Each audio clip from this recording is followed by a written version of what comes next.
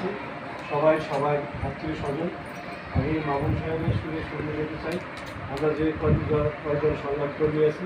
আমরা আমাদের সুরক্ষা, আমাদের নিরাপত্তা, আমরা জানি কোনো হয়রানির শিকার না হয়, সেই বিষয়টা আপনারা যারা এই বর্তমান বিভিন্ন বিএনপি সহ বিএনপি সমমনা বা জামাত ইসলাম বা আপনারা জানলা 24 তারিখে 5ই জুলাই আগস্ট যে পথ পরিবর্তন হয়েছে, সেই পথ পরিবর্তনের চেষ্টা হবে যাতে আমরা যেভাবে উন্নয়ন মন নিয়ে ফোনগুলো আমরা দেখছি, আমাদের কোনো মিডিয়া কর্মী যাতে অহেতুক হয়রানি না হয়, অহেতুক কোনো মামলার শিকার না হয়, অর্থাৎ আমাদের সুরক্ষার জন্য আপনার যে ভালো কাজগুলো আছে তার সাথেও সেই সাংবাদিক সুরক্ষার আর কাজটা রাখবেন এই প্রত্যাশা। আর আমাদেরকে দেখেছেন, আমি সকল আমার সহকর্মীদের পক্ষ থেকে আমি আবারও শুভেচ্ছা এবং সাধুবাদ জানিয়ে সকল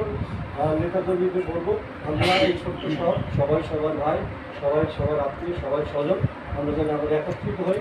সুন্দর এবং সমৃদ্ধ মর্যাদায় করতে পারি। সবাইকে